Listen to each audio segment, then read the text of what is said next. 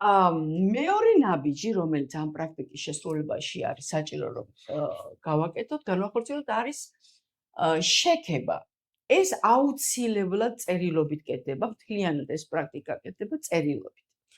ანუ შექება პირველი ვიწყებთ 30 პუნქტი შექება საკუთარი თავის. დიახ, არ მოგესმათ, თქვენ თვითონ უნდა შეაფასოთ თქვენი საკუთარი თავი ყველა იმ უნარის თუ თვისების გამო, რომელიც გაგაჩნიათ და რომელსაც თქვენ ესე ვთქვათ, თქვენს თავში შესაქმებად, ესე ვთქვათ, თვლით. ვანო, შეგიძლია რამოდენიმე მითხრა შენს თავზე, რის გამოც შეაქებდი შენს თავს? კი, შემიძლია წინააღმდეგობის გადალახვა. 1 კრიტიკულ სიტუაციაში სწრაფად აზროვნება და მოქმედება. ოკეი, 2 გვაქვს. გამოუვალი მდგომარეობის არარსებობა, ყოველთვის გამოსავლის პოვნა. გამოუვალი მდგომარეობიდან. 3 გვაქვს. ფრაზის მე შემიძლია. ანუ ყველაფერზე შემიძლია ვთქვა, რომ მე შემიძლია და გავაკეთებ. ანუ არ ვიტყვი, რომ არ შემიძლია. ოკეი. ეხლა მეტი არ მახსენდება. კარგი. ზოგადად, ვანო, ამბობენ, რომ ძირითადად ხალხი მეშვიდეზე იჭერება თურმე. ანუ ჩვენ ხა 4 უკვე გვაქვს, მაგრამ რო დაფიქრებულიყო დარწმუნება. ძირითადად თურმე 7-მდე ძალიან ადვილად ავდივართ და მეშვიდეზე იჭერება. არა და აუცილებელი და მნიშვნელოვანია 30 პუნქტი.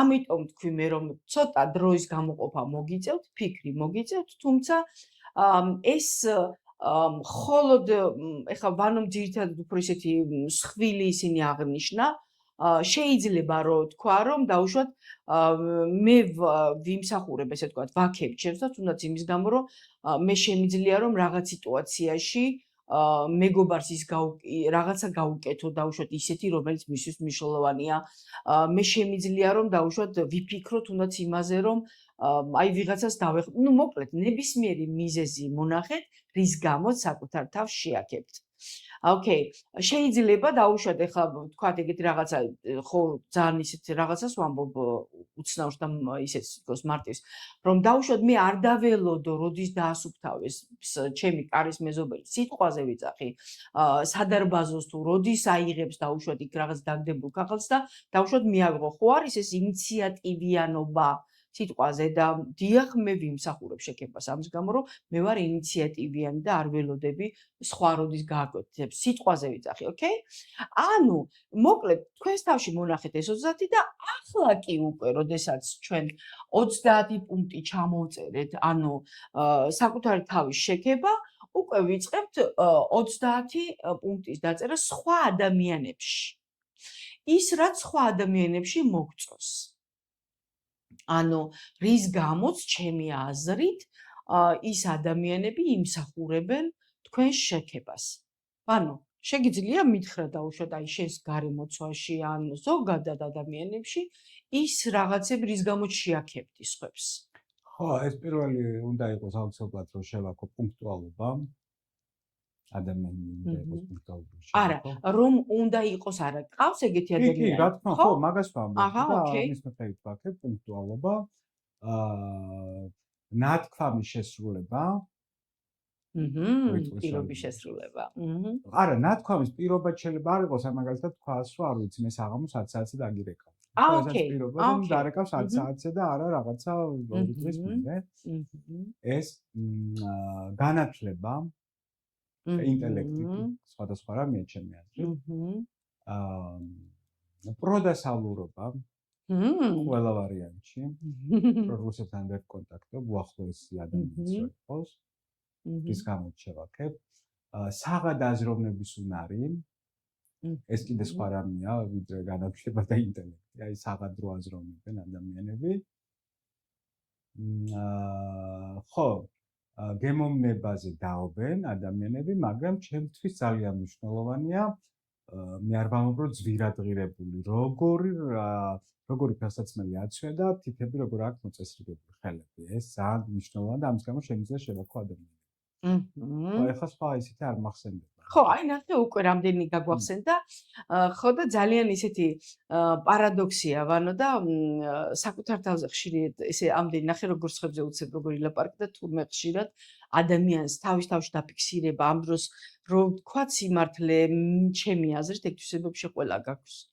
შეიძლება არის. ნახე და შენ შის კი, თავს მაქვს, ვიცი. ხო არ გაგახსენდა უფრო სხვაში ეს ადამიანი ზოგად თურმე ჩვენ გვახასიათებს და ზუსტად ამიტომ არის მნიშვნელოვანი აი ეს პრაქტიკა და ეს სავარჯიშო რომ ჩვენ უკვე როდესაც წერ და ვაფიქსირებთ ამ ყველაფერს აი თქვენ ვერ წარმოიდგენთ რომ მეკითხებთ ხოლმე როგორ ავიმაღლოთ თვით შეფასება როგორ ზოგადად როგორ შევცვალოთ ცხოვრება აი ეს ნიუანსები როდესაც თქვენს თავში იჭერთ რომ თურმე ანუ საკუთარ თავზე ამდენი არ გიფიქრიათ რომ რაზე შეაქებდით რას აფასებთ თქვენს თავში ყველაზე მეტად და სხვებზე უცებ მოგდის ზუსტად აი ამ პრაქტიკის გაკეთებისას დაიჭერთ როგორც ახლა ვანო მაგალითად ის რაღაც თვისებები რაც ჩამოთვალა ჩემი აზრით ვანოს თვითონაც აქვს რის გამოც შესაძლებია მაგრამ თავის თავზე არ გახსენებია თქვენც აი ასე შესაძლოა სხვებისაზე რომ ჩამოთვლით გაგახსენდეთ რომ თურმე ეს თქვენს თავში უკვე არის და თქვენც იმსახურებთ შექებას.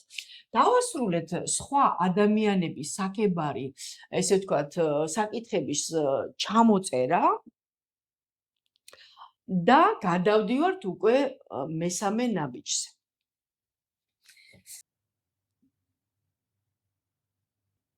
მესამე ნაბიჯი. რა არის მესამე ნაბიჯი? არის ჩემი რეზიუმე 5-10 წლის მერე. შესაძლოა 3.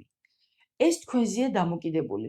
ხშირად არის ხოლმე ეს პრაქტიკები, რომ ჩვენ ვიცით, რომ უკვე ძალიან ესეთ შორ პერსპექტივაში თითქმის ვეღარაფერს ვერ გეგმავთ, ისეთ турბულენტურ პერიოდში ვცხოვრობთ.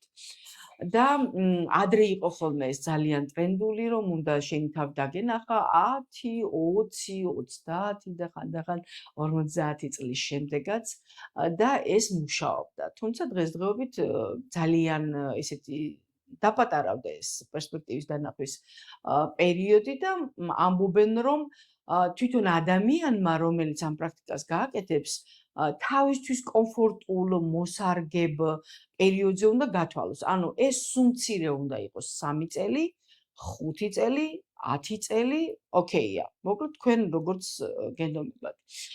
ეხლა სიტყვა რეზიუმე, ოღონდ ნახეთ როგორ არის გასაგებია რომ რეზიუმე ზოგადად სამსახურის კარიერას და ესე პროფესიებს უკავშირდება ზოგადად. თუმცა რა თქმა უნდა თქვენ შეგიძლიათ ეს რეზიუმე ცხოვრების რეზიუმედაც აღიქვათ. ანუ მარტო კარიერაში კი არ განიხილოთ, მთლიანობაში განიხილოთ როგორც ცხოვრების რეზიუმე. ანუ რას ნიშნავს ეს?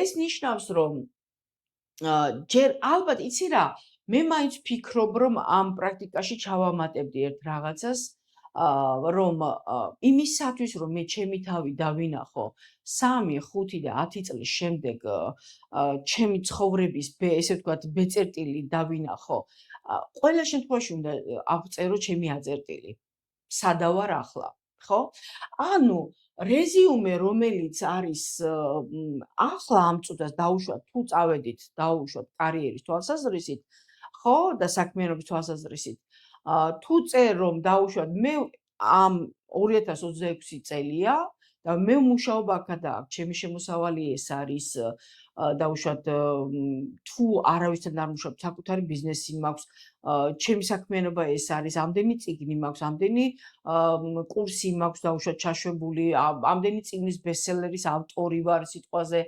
ანუ ამდენი ესე ვთქვათ, დამკვეთი მყავს დაუშვათ პროექტების თანამშრომლობა აი ამდენ კომპანიასთან. ანუ, მოკლედ რო ვთქვათ, ეს ახლა როგორც საქმიანობის თვალსაზრისით აღწერე მე, თქვენ აღწერეთ თქვენი მოცემულობა A-წერტილი რა გაქვთ.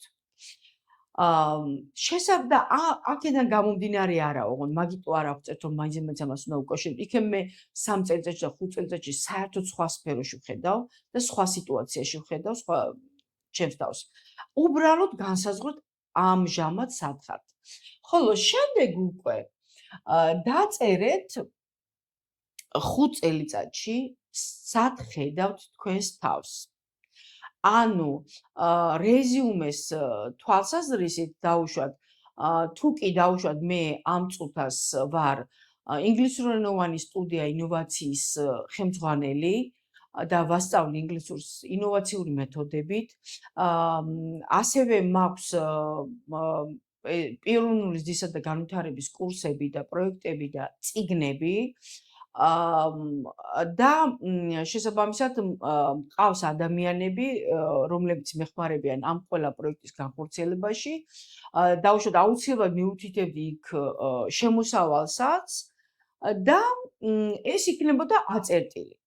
ხოლო ჩემი ხედვა დავუშვათ 5 წელიწადში სად ვარ, იქნებოდა ალბათ ჩემი აზრით ყველა იმ პროექტის, რომელიც აი ამ წუთას მაქვს ესე ვთქვათ გონებაში, ის პროექტები, რომლის განხორციელებაც მე მინდა უკვე რომ დავიწყო, ყველა იმ პროექტს გავწერ როგორც ასრულებული და არა მხოლოდ იმ პროექტებს, რომლებიც მაქვს თავში. ამის გარდა გავწერ ალბათ იმ იდეებსაც კი, გიჟურ იდეებსაც, რომელიც მენდომებოდა, ესე ვთქვათ, რომ 5 წელიწადში მენახა ჩემს ცხოვრებაში.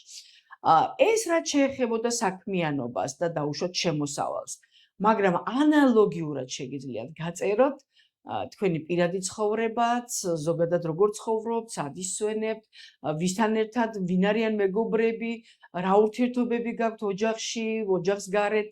ეს ყველაფერი, აი ეს პრაქტიკა შეგიძლიათ მოარგოთ და აი ნახეთ, ეხლა ჩვენ შეგვიძლია ეს გავაკეთოთ ზუსტად დასვენებასთან დაკავშირებით, რადგან